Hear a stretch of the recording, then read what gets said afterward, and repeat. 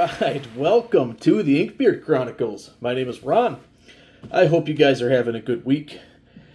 This week is getting away from me, I'm not going to lie. It has been hectic at work. A lot of stuff going on. So thank you for being patient with me. This video is most definitely going to be late. So let's get into this video, shall we? My name is Ron. This is the Inkbeard Chronicles. I want to introduce Episode 2 of my genres and subgenres, which would be, this one would be fantasy. Honestly, this should have been the first video, but I was beyond excited about getting into lit RPG, which is, in my opinion, one of the greatest subgenres of all time. Second, maybe only to Grimdark. We'll get into that a little later. Well, I want to start with what I call the two flavors of fantasy. You have high fantasy and you have low fantasy. I think the best way I can describe this is, which is funny, I've been thinking about this, is you have vanilla ice cream, which is your low fantasy, and you have chocolate ice cream, which is your high fantasy. Okay? So if you take, let's say the vanilla here, the low fantasy, how do you describe that? Okay. In my opinion, and this is my opinions, I have done a lot of research on this. I don't mean to do another tangent here, but everybody seems to agree on a few points. And then there are others that disagree with a lot of it. So this is my opinion. This is how I myself describe low and high fantasy. And this is how I kind of explain it to my friends and family. So, all right. Low fantasy. You got vanilla ice cream. All right, low fantasy. With low fantasy, you have our world. All right. Low fantasy in my head means the magic is scattered around in our world. Our being regular humans can't see it. And if we do see it, we quickly forget it, if that makes any sense. Okay, just the basis of low fantasy. High fantasy would be an alternate world. And when it comes to alternate world, with high fantasy, that normally comes with different races. More magic that's in abundance everywhere. I mean, there are differences, I guess, but that goes into a different subgenre altogether, I think. So you got vanilla ice cream, which is low fantasy. You have everything being on our world or familiar ground, with little magic here and there spread out throughout. High fantasy, you have alternate world, normally different races, and a lot more magic. It's more, everybody knows there's magic. Okay? Trying to describe that in a bit that makes sense. Now, if you take your vanilla and your chocolate, you start adding, let's say, cookies and cookie dough and M&Ms or whatever you like. All of a sudden, you're turning your vanilla into Moose Track ice cream, which is like ice cream with like chocolate and peanut butter in it. All right. And then you have high fantasy, and you start adding all these different ingredients to these two main flavors, and all of a sudden, you have just a variety of different, which is, in the end, subgenres. which is why this episode should have been one, because Lit RPG falls in that. So, as an example, let's take either or, honestly, and you start adding a dark world, or morally gray characters, or in a complex problem that either has no easy solution or sometimes no solution at all. Characters that make you how do you say that? Make you think about their morality, what's going on in their head. Like Joe Abercrombie's The First Law. All the characters in that series, like Proctor, who's a torturer, you hate that you love this guy. I'm not gonna lie. So every little ingredient adds a different complex flavor to your base flavors, which is low and high fantasy. I think a lot of people get confused because there's so many different subgenres in those two flavors of fantasy. So to make it easier, I'm going to make a small list of high fantasy books and low fantasy books, and I think that'll describe it a little better. For high fantasy, you've got the Wheel of Time, you have the Stormlight Archive, and you have the we got Lord of the Rings. Low fantasy, Harry Potter falls under that. You have, what is it? Lockwood and Co. by is it Jonathan Stroud? Yeah, Jonathan Stroud. Both great examples of either or. Wheel of Time for high fantasy. Multiple point of views. You have just tons of complex characters. High fantasy. Different world. Lots of stuff going on. Then you have the low fantasy with Lockwood and Co., which follows three kids on an adventure through their world, our world, and the kids can see supernatural beings like ghosts and different entities of that nature. I hope that kind of helps a little bit. And trying to, yeah, I think that's pretty good, actually. Now, let's talk about high magic and low magic. All right. This would be a little bit more difficult. I tried to do some research on this during my busy week here. And if you take high fantasy, low magic, you end up with my best example of that would be the Shannara series by Terry Brooks. Honestly, the world is huge. Just insanely big. And you can see throughout that series, I apologize if there's spoilers, remains of past civilizations that have had either high technology. There's roads running through it. There's all kinds of Easter eggs that might indicate that this could be Earth. But it's definitely that right there would be my example of high and low. Shannara series by Terry Brooks. The next one, which would be low fantasy, high magic.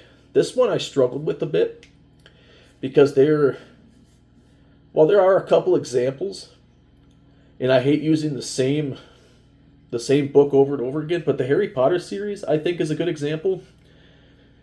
You have low fantasy, high magic. While we can't see the magic is in abundance in the Harry Potter series. It is everywhere. While it is maintained and it is hidden from us, but they go into great lengths to hide it. I mean, great lengths, making up stories about gas lines explosions.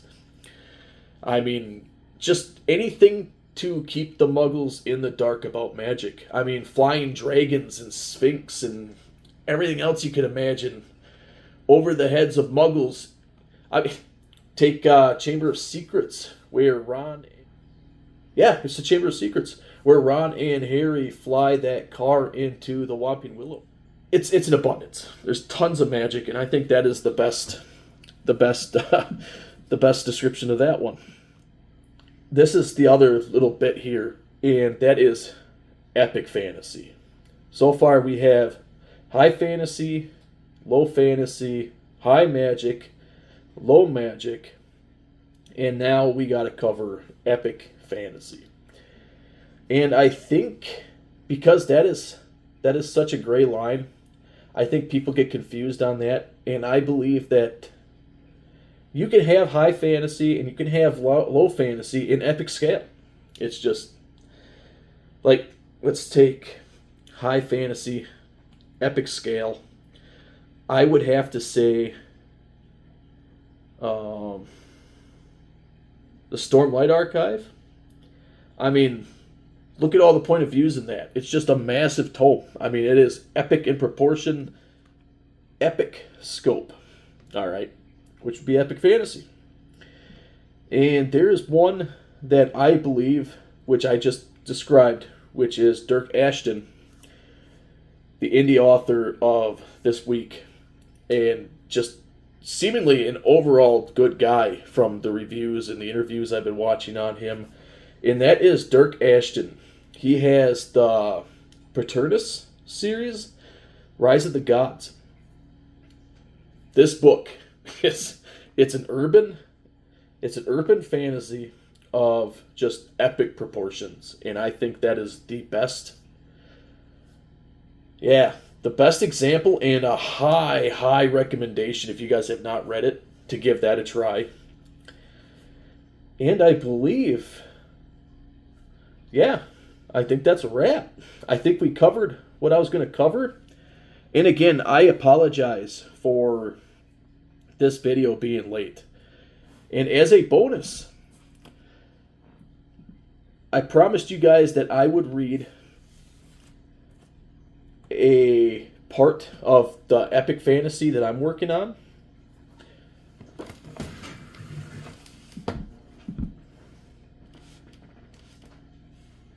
Let me read you a little bit of the book I am working on here. All right, we got chapter 1.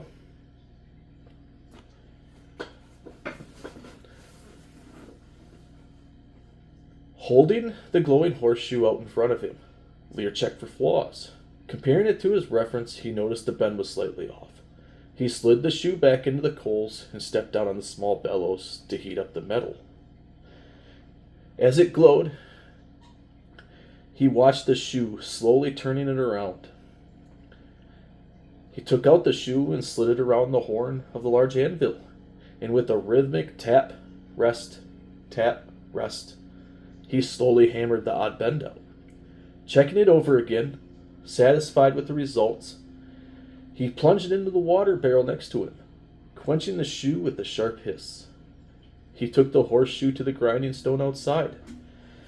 Walking out of the stifling hot forge, even the warm summer breeze felt nice and cool on his face.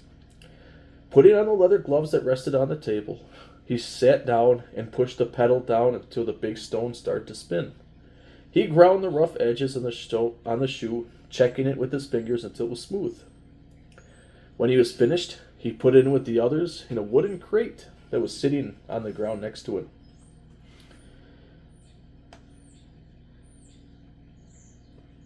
Lear took the rag from his pocket and wiped the sweat off his face. It had been a long day, and that was the last horseshoe that needed to be done for Hugh, the farmer up the road. He walked up to the large wash basin, and then he filled the water from the spring that wound its way through the valley that lay just down the hill. Cupping his hands, he dipped them into the cool water, splashing and rubbed the water into his face a few times, feeling the refreshing cool water run down as he looked into the surface of the water. Checking his reflection to make sure he moved most of the grime and sweat, he watched as the water ripples settled down to reveal his silver eyes peering back. He could see black, sooty smudges covering his purple-freckled, milk-white face. His short teal hair was matted down with sweat and soot from working in the forge all day. Deciding that washing this way would not get all the grime off, he might as well go on to the river and wash up before his grandfather called him for dinner. Lear and his grandfather lived up on top of a small hill, their house overlooking the village of Westmead, and acres of apple trees all around them. Westmead, a small village with about 700 people. It was started by a master brewer named Alexander West, who was looking for a good place to start an orchard and keep honeybees. Alexander wanted to make a unique mead that required apple blossom honey. A recipe had been worked on for years, a recipe he kept close to his heart. He passed it on to his son passed it on to his son, and it's still passed on that way. The current West was named Glint West, a heavy-set man with a light brown beard, always happy, his cheeks tinted red. So much so that the normal person would think he was always drunk, but that was actually further from the truth. While he did drink, he was a connoisseur of all beer and spirits, and he rarely drank to get drunk. He savored his drinks, and his palate was second to none in his mind. Lear arrived at the bank of the river. The tall weeds slightly hid the couple steps, cut into the bank for easy access to the water. Carefully making his way down to the bank, he reached a sandy beach. The beach was littered with small rocks and branches. Walked up to the water. It was so clear you could almost see the bottom. He stripped down and took hold of the long swing rope that was tied to a thick and sturdy branch halfway up a tall oak tree. He took a few steps back. Gripping the rope tight, he jumped and swung forward.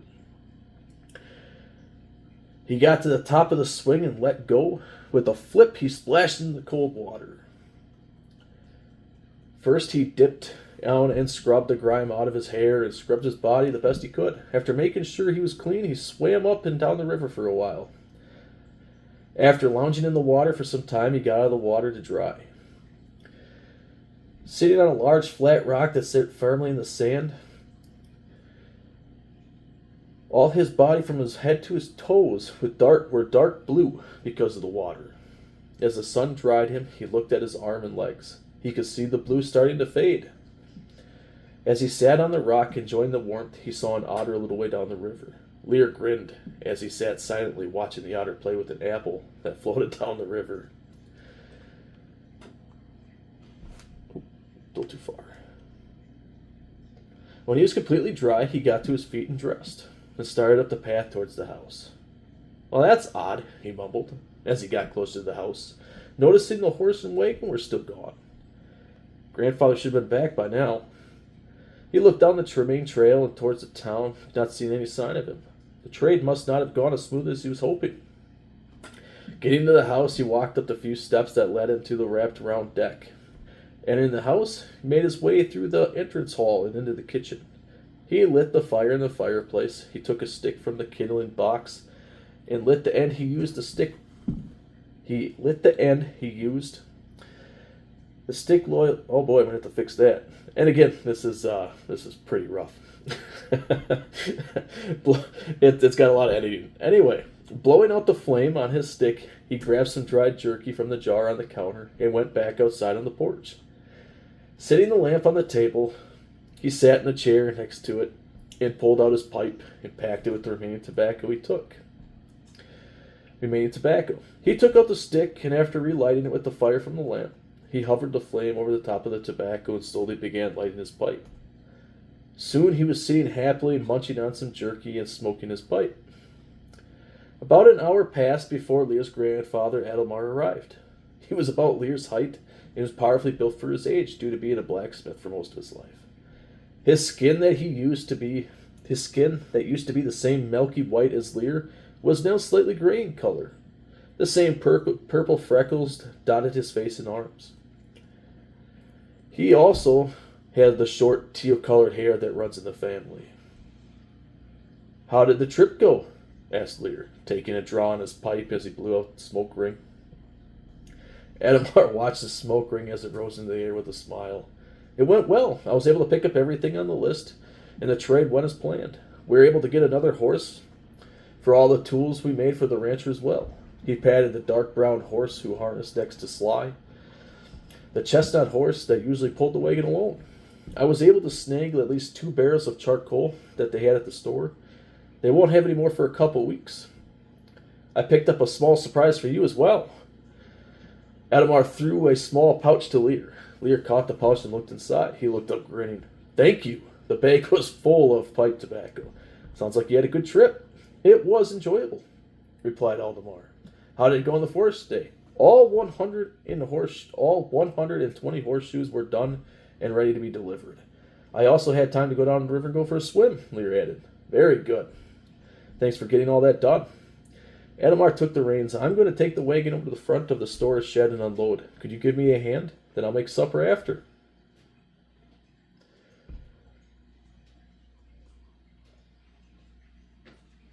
That is just a small, short sample. And if you guys would be interested in me reading more, I can absolutely do so. So comment down below if you'd like to listen to a little more of that. I hope you guys have a great day. And again, I apologize for this video being a bit behind. And if you did enjoy this video and if you found any of it informative, please like, subscribe, and don't be afraid to comment on how I can improve. Thank you. Bye-bye.